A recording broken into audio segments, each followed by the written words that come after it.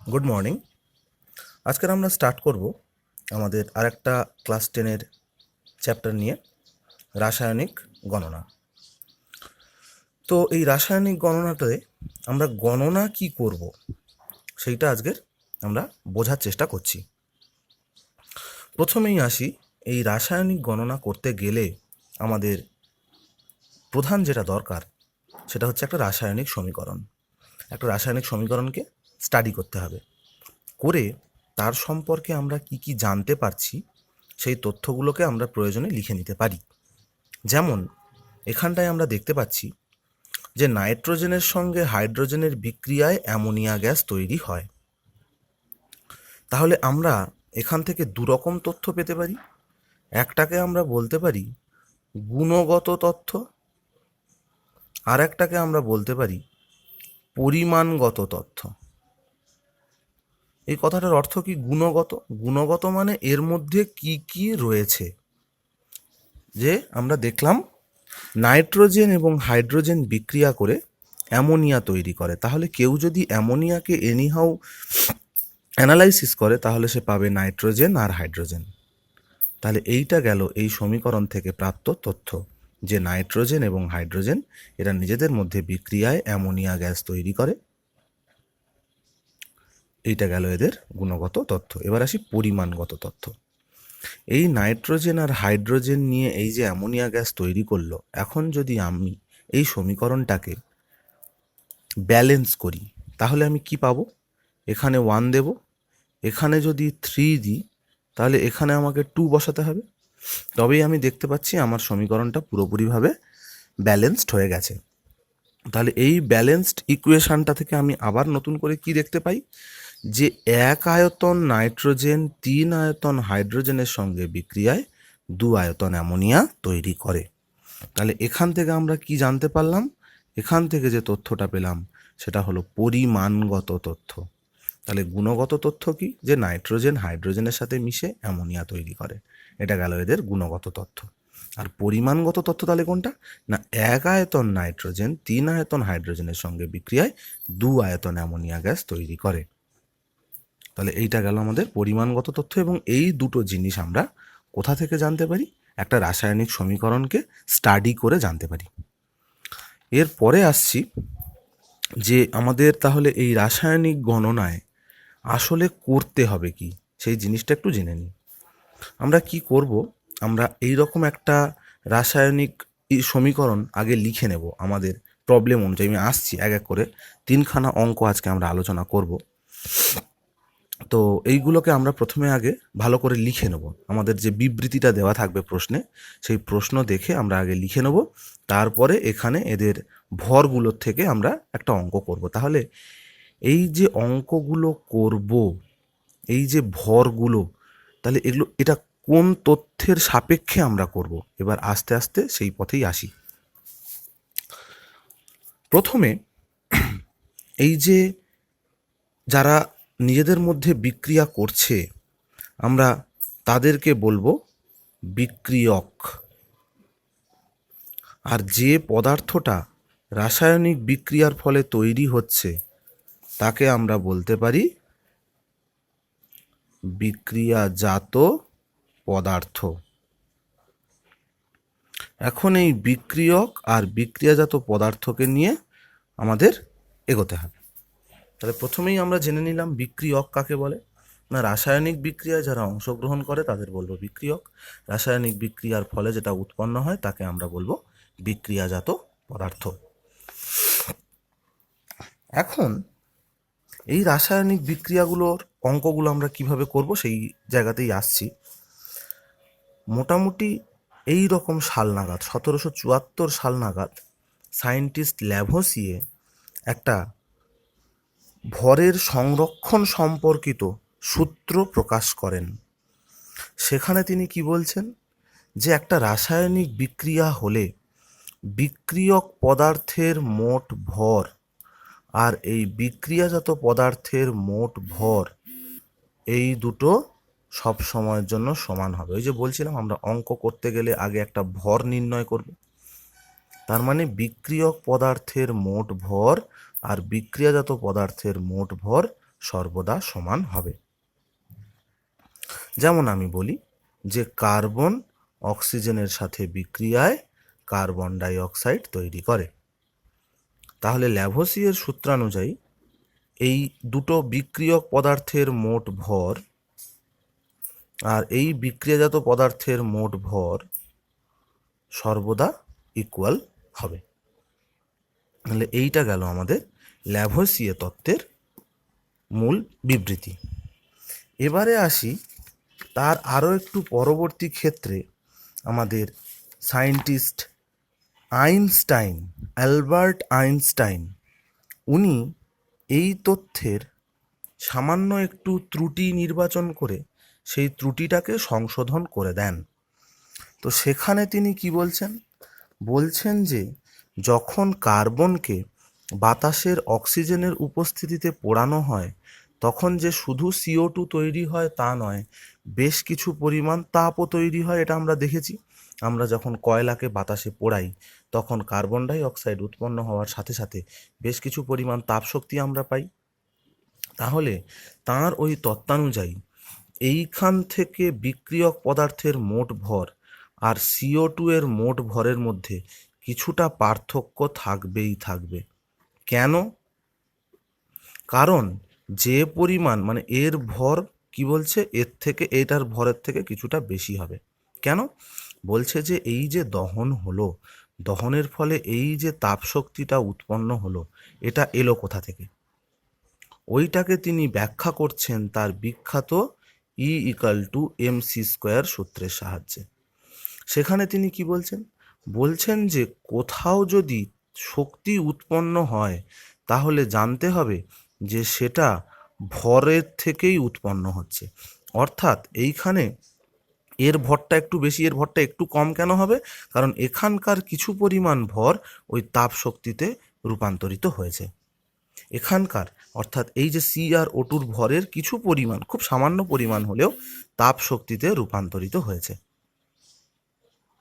এইটা উনি উনার বিখ্যাত E=mc² সমীকরণ দিয়ে ব্যাখ্যা করেছিলেন যে কোথাও যদি তাপ শক্তি উৎপন্ন হয় তাহলে জানতে হবে তার সমতুল্য পরিমাণ ভরের হ্রাস ঘটবেই ঘটবে। যাই হোক, মোটামুটি এইগুলো গেল আমাদের ইন্ট্রোডাক্টরি পার্ট। এবারে আমি চলে আসছি আমাদের অঙ্কগুলো কিভাবে করতে হবে। তার জন্য আমি 3টে অঙ্ক টুকে রেখেছি, এখানে একটা, বাকি দুটো পরের পাতায় আছে। 3টে অঙ্ক আমি একদম ভালোভাবে করিয়ে দেওয়ার চেষ্টা করছি এবং এই অঙ্কগুলো সম্পর্কিত যদি কোনো সমস্যা কারোর থেকে থাকে সে স্কুলে এসে যেন অবশ্যই আমার সঙ্গে যোগাযোগ করে। আমাকে পরীক্ষার হলে কি করবে? পরীক্ষার হলে এই রকম একটা প্রশ্ন টুকে দেবে যে 24 গ্রাম অক্সিজেন প্রস্তুত করতে কত গ্রাম পটাশিয়াম ক্লোরেট প্রয়োজন হবে, এরকম একটা প্রশ্ন টুকে দেবে। আর কি করবে? এই পাশে এই রকম কিছু ভর লিখে দেওয়া থাকবে।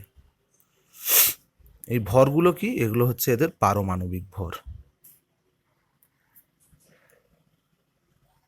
এইগুলো নিয়ে চিন্তা নেই, এগুলো মুখস্থ রাখতে হবে না, এগুলো পরীক্ষায় বলে দেওয়া থাকে যে পটাশিয়াম 39, ক্লোরিন 35.5, দশমিকটাকে অ্যাভয়েড করো না, অক্সিজেন 16, হাইড্রোজেন 1, এইগুলো দিয়েই মোটামুটি হয়ে যাবে। আমার প্রথম কাজ বিবৃতিটাকে পড়ে বুঝতে হবে যে আমার রাসায়নিক সমীকরণ কি হতে চলেছে। আমরা ক্লাস 8-এ অক্সিজেন প্রস্তুতি পড়েছিলাম, সেখানে দেখেছিলাম যে পটাশিয়াম ক্লোরেটকে যদি 600 থেকে 650 ডিগ্রি সেন্টিগ্রেড উষ্ণতায় উত্তপ্ত করা হয় তাহলে পটাশিয়াম ক্লোরেট বিয়োজিত হয়ে KCl আর অক্সিজেন দেয়। সেই পটাশিয়াম ক্লোরেটের সাথে যদি কিছু পরিমাণ MnO2 মিশিয়ে নেওয়া হয় তাহলে এই বিক্রিয়া 200 থেকে 240 ডিগ্রি সেন্টিগ্রেড তাপমাত্রায় সম্পন্ন হয় এবং MnO2 আগেও যেমন ছিল তেমনই থেকে যায়। অর্থাৎ এখানে MnO2 অনুঘটকের কাজ করে। এই সমীকরণটাই আমি নেব, কারণ আমাকে এখানে কি তৈরি করতে বলেছে? পটাশিয়াম ক্লোরেট থেকে অক্সিজেন। তাহলে আমি লিখব সমীকরণ KClO3 থেকে আমাকে কি তৈরি হবে বলেছি? KCl তৈরি হবে আর অক্সিজেন তৈরি হবে। তাহলে আমি যেহেতু এখানে সমান লিখেছি তাহলে প্রথম কাজ আমাকে ব্যালেন্স করতে হবে। তাহলে ব্যালেন্স করার জন্য আমি এখানে 2 বসালাম, 2 বসালে পটাশিয়াম দুটো, ক্লোরিন দুটো দুটো করে হয়ে গেছে, তাহলে এখানেও আমি 2 বসালাম। অক্সিজেন হয়েছে 3 2 6টা, তাহলে এই 6টাকে ব্যালেন্স করতে এখানে আমি 3 বসিয়ে দেবো। তাহলে আমার সমীকরণ হয়ে গেল, সমীকরণ ব্যালেন্স হয়ে গেল। পরবর্তী কাজ, এর ভরটা নির্ণয় করতে হবে। কিভাবে? এখানে 2 আছে, 2 এর জন্য 2 বসালাম। পটাশিয়ামের ভর বলেছি 39, ক্লোরিনের ভর বলেছি 35.5, আর অক্সিজেন মানে দেখো অক্সিজেন পরমাণুর কিন্তু, তাহলে যেহেতু এখানে 3টে পরমাণু আছে, তার মানে আমরা গুণ করব একেবারে 16 3 48। তাহলে এই ভরটাকে যদি একেবারে যোগ করি তাহলে আমার উত্তর আসবে 245 গ্রাম। তাহলে সেখান থেকে মানে 245 গ্রাম পটাশিয়াম ক্লোরেটকে উত্তপ্ত করলে আমরা কি দেখতে পাচ্ছি না, 3 × 16 × 2, দ্যাট ইজ 16 2 32 3 96 গ্রাম O2 পাই। আর একটা গুরুত্বপূর্ণ দরকারি কথা, এই অঙ্কগুলো করতে গেলে আমরা ল্যাভোসিয়ের ভরের সংরক্ষণ সূত্র মেনেই চলব। কারণ কোথায় খুব সামান্য পরিমাণ ভরের বিয়োজন ঘটবে এবং তার ফলে কত তাপশক্তি উৎপন্ন হবে ওটা আমাদের গণনার মধ্যে না নিলেও চলে যায়। সুতরাং আমরা যখন অঙ্কটা করব ওই চিন্তাটা একদম মাথা থেকে বার করে দেবো, দিয়ে শুধু আমরা দেখব যে আমাকে এইখানে কি বিবৃতি বলা আছে, সেই বিবৃতির ভিত্তিতে প্রয়োজনীয় সমীকরণটা আমি লিখব। সেই সমীকরণটা থেকে কার কার ভর আমার প্রয়োজন, আমাকে কি বলেছে 24 গ্রাম O2 প্রস্তুত করতে কত গ্রাম পটাশিয়াম ক্লোরেট, তার মানে আমার এখানে অঙ্ক করতে লাগছে পটাশিয়াম ক্লোরেটকে আর অক্সিজেনকে। তাহলে যাকে যাকে দরকার আমি তাদের ভরটা নির্ণয় করব। দিয়ে সমীকরণ থেকে আমরা কি দেখতে পাচ্ছি, সমীকরণ থেকে দেখতে পাচ্ছি যে 96 গ্রাম O2 প্রস্তুতিতে 96 গ্রাম O2 প্রস্তুতিতে 245 গ্রাম KClO3 লাগে। তাহলে 1 গ্রাম প্রস্তুতিতে কত লাগবে, 245/96। তাহলে 24 গ্রাম প্রস্তুতিতে কত লাগবে, ইন্টু 24। আমি স্টেপটা একটু করেছি জায়গার সমস্যার জন্য, তোমরা এটা 3টে স্টেপেই কিন্তু ধরে ধরে করবে এবং এইগুলো যেমনভাবে আমরা ঐকিক নিয়মে করি সেভাবে ঐকিক নিয়মে কমপ্লিট করবে। যাই হোক, তাহলে এবারে যদি আমরা কাটাকুটি করি তাহলে এইখান থেকে যে উত্তরটা আসবে সেটা হবে 61.25 গ্রাম KClO3। তাহলে এইখানে আমাকে যে বিবৃতিটা বলেছে সেই বিবৃতি আমরা সম্পন্ন করলাম এখানে। এবং কিভাবে, আরেকবার আর একটা অঙ্ক ভালো করে দেখে নাও। আগে 3টা দেখে নাও, তারপর 2টা করাচ্ছি। বলছে 5 গ্রাম চুনা পাথরের তাপ বিয়োজনে উৎপন্ন চুন ও কার্বন ডাই অক্সাইডের পরিমাণ নির্ণয় করো।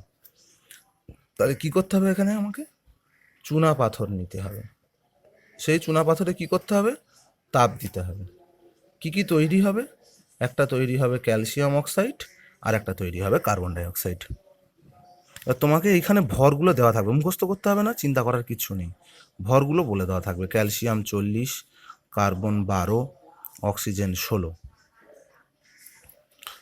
তাহলে আমাকে এখানে কি কি করতে হবে, 5 গ্রাম চুনাপাথরের তাপ বিয়োজনে উৎপন্ন চুন ও কার্বন ডাইঅক্সাইডের পরিমাণ নির্ণয় করতে হবে।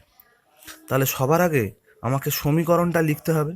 এই যে চুনা পাথরের তাপ বিয়োজন, এইটা কোথায় পাবো, এইটা আমরা ক্লাস 8-এর কার্বন ডাই অক্সাইড প্রস্তুতিতে পড়েছিলাম।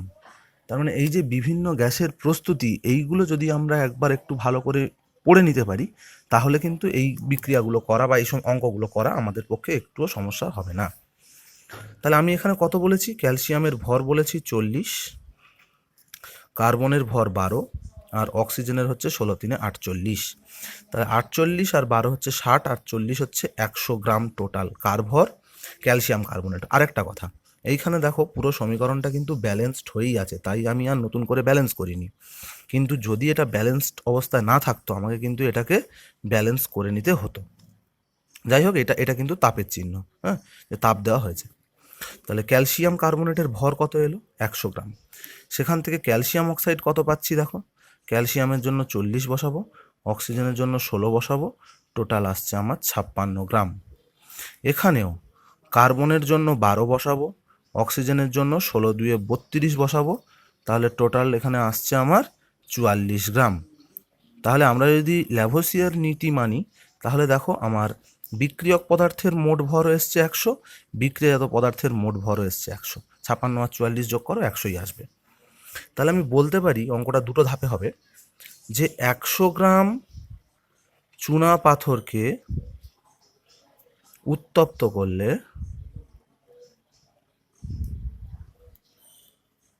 56 গ্রাম CaO পাই।